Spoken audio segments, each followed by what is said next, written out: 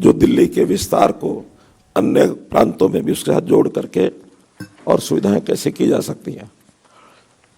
1991 में दूसरी development plan बनी जो 2001 की प्लान कहलाई।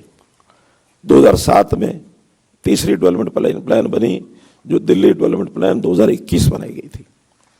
और अभी 2026 में आज जो दिल्ली की डेवलपमेंट प्लान 2047 ये आपके सामने लॉन्च की गई है।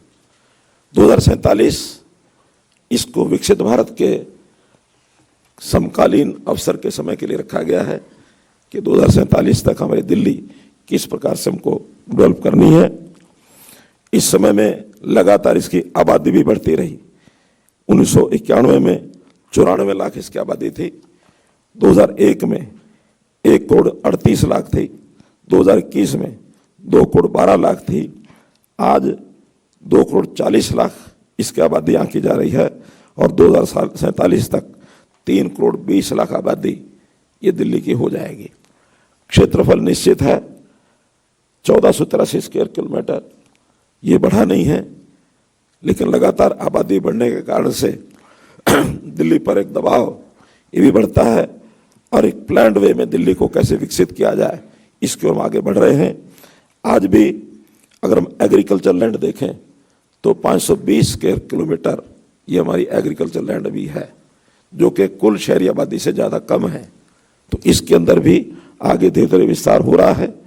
दिल्ली के जितने गांव थे उनका सबका शहरीकरण किया जा चुका है। अब कोई रूरल दिल्ली का गांव इस प्रकार से कोई बचा नहीं है। तो इसलिए जैसे जैसे विस्तार होगा इन सब स्थानों का और जो है विस्तार किया जाएगा।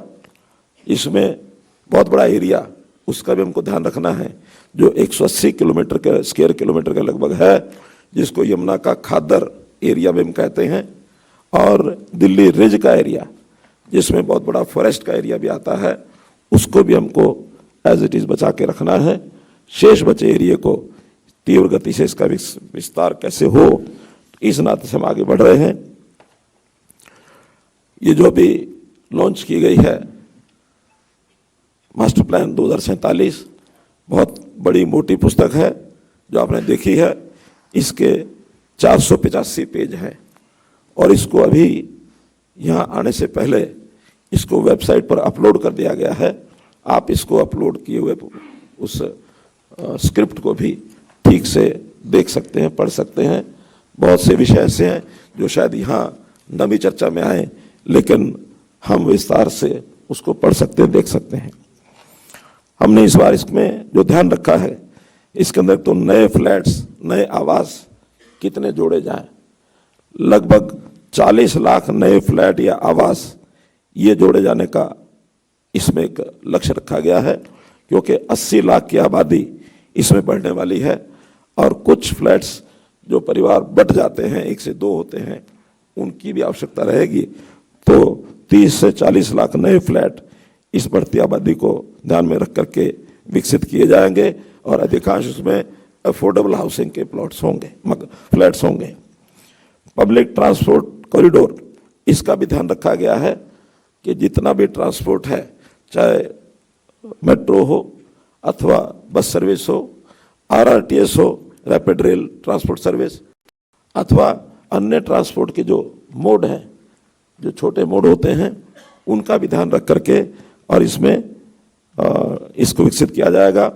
पब्लिक ट्रांसपोर्ट कॉरिडोर के साथ वहाँ भी डेवलपमेंट के लिए टीओडी की विशेष पॉलिसी बनाई गई है कि हम टीओडी में अर्थात ट्रांजिट ओरिएंटेड डेवलपमेंट में और 2000 स्क्वायर मीटर के प्लॉट पर हम 500 एफआर के साथ बड़ी संख्या में वहाँ मकान बनाने की ऐसी योजना पहले से घोषित हो चुकी है, ताकि बढ़ती आबादी और अफोर्डेबल हाउसिंग का उसमें प्रावधान रखा जा सके। पुराने फ्लैट्स हैं, क्योंकि कोई भी फ्लैट 50 साल के बाद 60-70 साल में कंडम हो जाता है, उनके पुनर्निर्माण के लिए, पुनर्विकास के लिए भी योजनाएं बनाई गई हैं, चाहे वो डीडीए के फ्लैट्स हो अथवा प्राइवेट कॉलोनियाँ हों। आरडब्ल्यूएस की सहायता से, उनके सहयोग से, उनके परामर्श से और उस प्रकार का काम भी आगे तेज गति से बढ़ाया जाएगा। ग्रीन डेवलपमेंट एरिया 69 गांव ऐसे हैं जहां हरित विकास और पर्यावरण अनुकूल गतिविधियों को वैध और संस्थागत रूप के लिए विशेष नियम ये तय किए गए हैं। मित्रों, बहुत चीजों को सिंप्लीफाई किया गया है। जैसे 133 कैटेगरीज ऐसी थी जो प्रीमिसेस के नाम से अलग अलग जिनकी संख्या थी, अलग अलग नाम थे, छोटे छोटे, लेकिन उनको कंबाइन करके उस कैटेगराइजेशन को 45 तक सीमित किया गया है, ताकि किसी प्रकार की परमिशन देते समय डिपार्टमेंट को भी कठिनाई ना हो और लोगों को भी परेशानी ना हो, तो उसकी कैटेगरीज की संख्या घटाई गई है। नेगेटिव लिस्ट, इसको भी residential, commercial, industrial use zone में इसको यूज यानी डाला गया है। जैसे बड़े हॉस्पिटल उसको डाला उसमें, इसी प्रकार बड़े कमर्शियल मॉल्स उसमें ना बने, बरियल ग्राउंड्स वो उसमें ना हो, हैजार्डस इंडस्ट्री वो उसमें ना हो।